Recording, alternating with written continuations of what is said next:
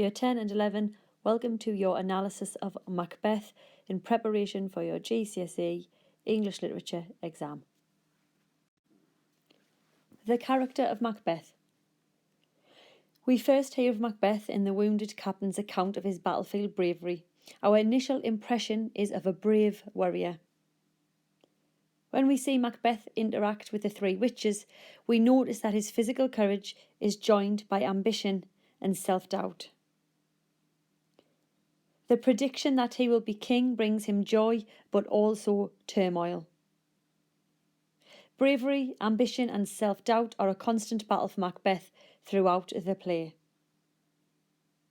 Through his character we are shown what happens when ambition and guilt consume a character who is, to a degree, quite weak. Macbeth is unable to control his mind. Before the murder he is consumed by worry. After the murder, Lady Macbeth's power disintegrates, leaving Macbeth alone. He plots the murders of Banquo and Macduff. Macbeth, however, is in great turmoil, which is shown when he flits between the plotting of the murders and the guilt he feels about the murders. As things fall apart for him at the end of the play, he can finally return to life as a warrior, and he displays a kind of reckless bravado as his enemies surround him.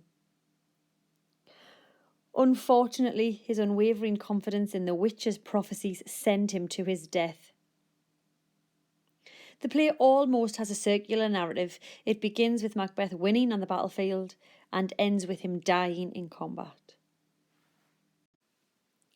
So as I mentioned in the beginning of the play, when we hear about Macbeth, we have this image of this brave and valiant warrior.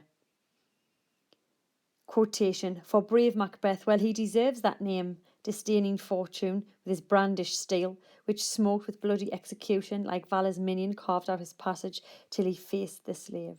So again, remember in your exam it is unseen, so you need short, sharp quotation, so they're easy to remember. Brave Macbeth, 2-word quotation, simple to remember. Remember we have the account of the battle and we hear how wonderful he is. So our first impression of Macbeth is this valiant warrior. Obviously our opinion will change as the play progresses. So brave Macbeth is a quick 2-word quotation that you can use. He deserves that name. Okay. Now, Macbeth later on says, "I do all that may become a man, who dares do more is none." And at this point in the play, it's when Lady Macbeth is calling him a coward for not wanting to murder the king. Now, in this context, become is used in the sense of I dare do all that is becoming for a man.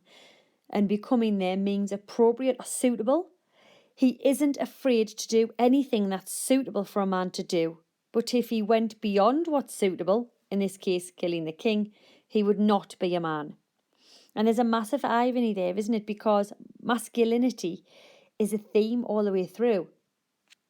And obviously here he's saying that he will do what's suitable to be a man, but he won't do anything that's beyond suitable. And obviously the irony here, or the dramatic irony for the audience, is that he does murder the king.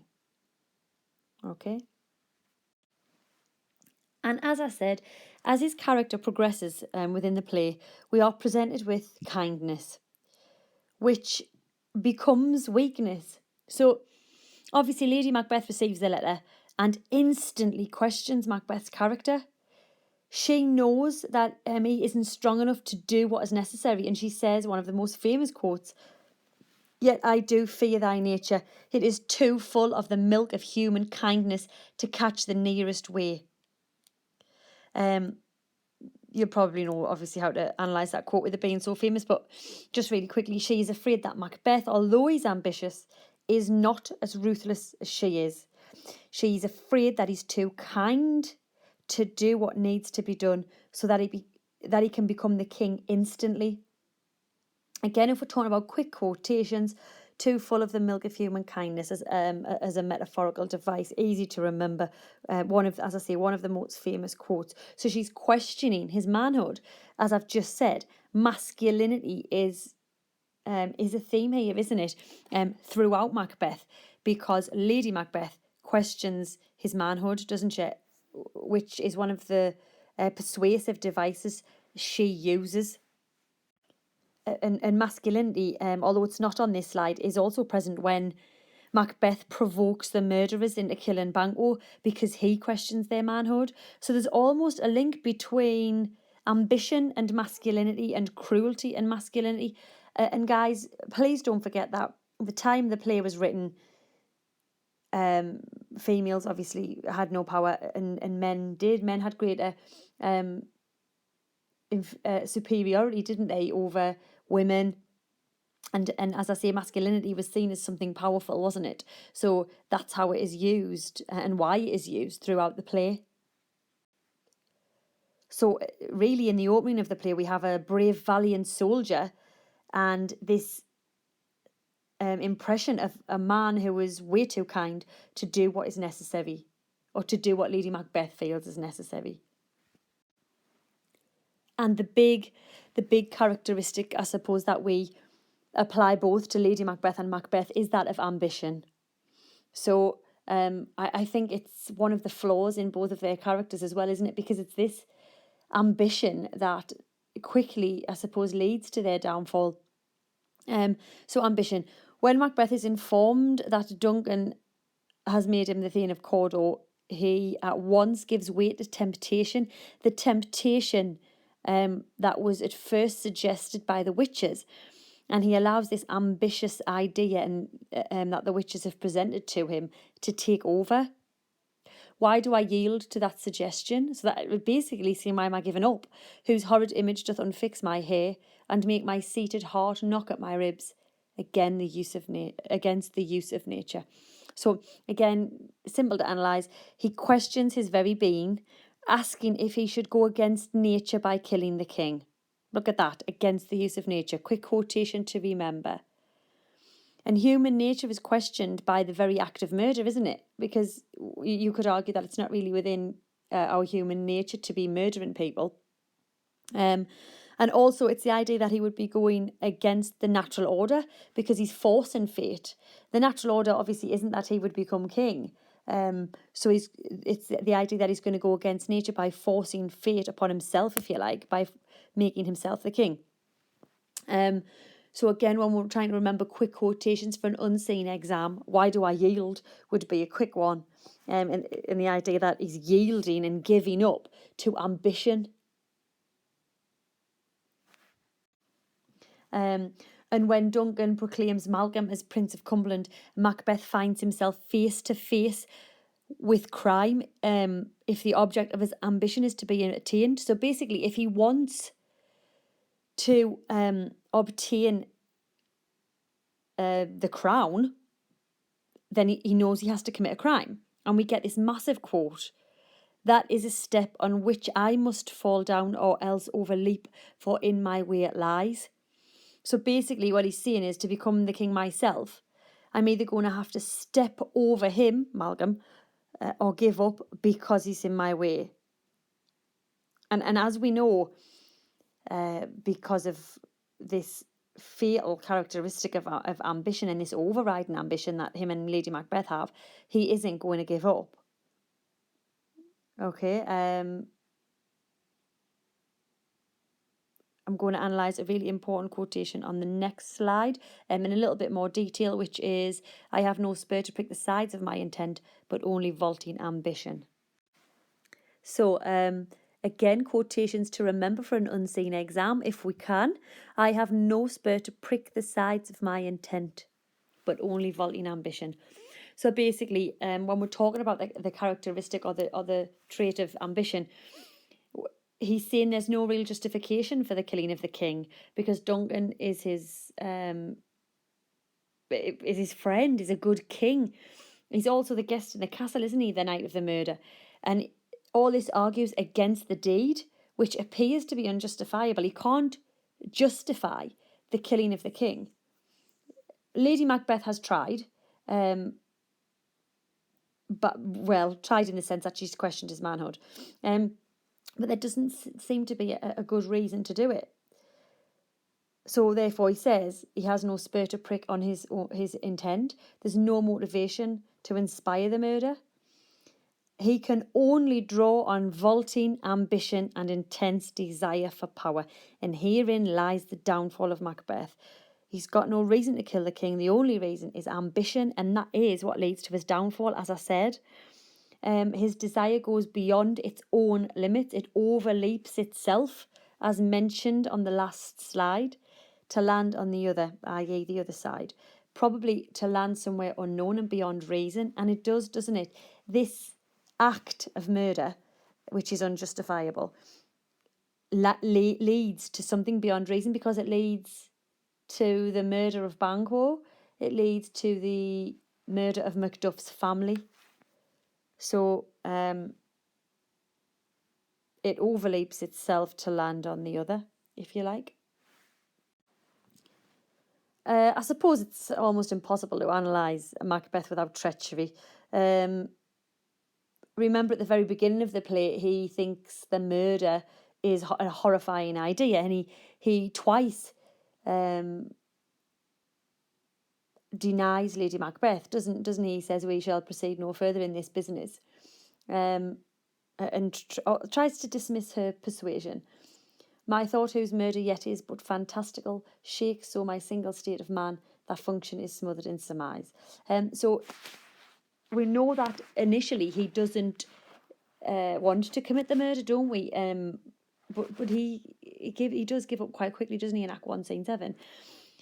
He appears to be half determined to give up, and that is when Lady Macbeth taunts him with suggestions of cowardice and weakness, and she shows him how easy it will be to perform the deed, and so much so that he says, "I am settled." There's a quick quotation for you. Remember, in this unseen exam, we need, where we can, to remember quotations or paraphrase quotations. "I am settled, and bend upon each corporal age into this terrible feat. Away and mock the time with fairest show. False face must hide what the false heart doth know." I'm going to analyse that quotation now in more detail. So, important quote, isn't it? "False face must hide what the false heart doth know." This is essentially, I think it's almost a summing up of Lady Macbeth's character, because she's been telling him to act like the innocent flower but be the serpent under it, and to hide his face. You know, she says to him that his face is like a book where people can read exactly what he thinks. So when Macbeth says this, he is finally convinced to commit the deed. Okay, he's agreed to it. He agrees with Lady Macbeth that they must outwardly hide their secret plans. Although they know what they plan to do, the success, of the plan relies on them acting like they are in grief and anger when Duncan is discovered to be murdered. Okay, so this idea that they're just going to pretend they're upset so it doesn't look like it was them that done it. And this falls very nicely into one of your big themes, appearance versus reality. Macbeth knows what he will do to further his ambition and become king, but he can't show this to the world, or he'll be called upon it, or they'll know it was him. So this quotation, "False face must hide what the false heart doth know," as I say, is almost a parallel of that quotation where Lady Macbeth tells him to act like the innocent flower but be the serpent under it. And therein lies your treachery and I suppose how sly he is to the king, to his friend. Okay? And naturally, off the back of treachery is tyranny. Once he is king, Macbeth changes. He's no longer cautious and hesitant. He becomes very bold and more malevolent and evil in his plans and his scheming, doesn't he?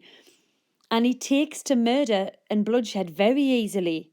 As we know, he doesn't need Lady Macbeth anymore. He does not need her to persuade him or to spur him on or to encourage him. He plans the murder of Banquo in a careful way. He tells the murderers, I will advise you where to plant yourselves, acquaint you with the perfect spy of the time, the moment on it, for it must be done tonight. So there's no hesitation. There's no second thought about, oh my God, I'm killing my friend here, I'm killing my comrade, someone I've been to battle with. And the doubt that he had when they were discussing Duncan has gone. As I say, his character has changed. He's become bolder. And yes, he has become more evil. Again, quick quotations to remember might be, it must be done tonight, or I will advise you where to plant yourselves. Okay, so as I say, Lady Macbeth's no longer needed. He's got this new sense of determination and independence in terms of murdering people. And therein lies the tyranny of Macbeth and the treachery. Not only has he betrayed the king now, but also Banquo. And again, without hesitation, he sends the murderers to kill Lady Macduff and her children. Imagination. One of Macbeth's most famous lines is this a dagger which I see before me. So when he hallucinates and sees the dagger, and he hallucinates and sees Banquo, we know that he's got a wild imagination, don't we? So again, quotes to remember there, is this a dagger which I see before me, the handle toward my hand? So again, remember, just before the murder, he has this vision of a dagger leading him towards Duncan's room. Again, is this a subtle hint at an idea of like a prophecy, i.e. the witches, potentially? Is it a subtle hint to the reader that Macbeth, to some degree, is going to change, potentially? He also thinks that he hears voices, so not only is he seeing things, but he's hearing things as well. Methought I heard a voice cry, sleep no more, Macbeth does murder sleep. So look at that quotation, Macbeth does murder sleep. Wonderful piece of personification there that you can remember. And after the deed, as you know, Lady Macbeth is sleepwalking and Macbeth can't sleep, and they are riddled and plagued by guilt. He's in terms of imagination, as I say, he sees the ghost of Banquo at the banquet, doesn't he, and starts rambling on like a nutter, and Lady Macbeth has to defend him. And we know he's affected by the words of the witches, and towards the end of the play he says himself, the time has been, my senses would have cooled to hear a night shriek, and my fell of hair would at a dismal treat is roused and stir as life were in it. So basically, he's saying there was a time when I would have been terrified by a shriek in the night. The hair on my skin would have stood up when I heard a ghost story. But now I've had my fill of real horrors. Horrible things are so familiar that they can't startle me. So he's witnessed so much that he's not fazed anymore, is he? He's not fazed by noises. He's not fazed by the things he sees. And again, this is the change in Macbeth's character and how he's progressed from the brave warrior to the man who's too kind to do what's needed, to the man who is a little bit too ambitious, to the man who betrays people around him and then becomes a tyrannous murderer, to this imagination that he has all the way through, the seeing of the dagger, the hearing of the voices, the not being able to sleep, the seeing of Banquo's ghost, the speaking of things that the witches have prophesied. And so the idea of imagination is linked obviously to hallucinations and visions and hallucinations. And as I said, they recur throughout the play, and they remind us that Macbeth and Lady Macbeth are responsible for the deaths.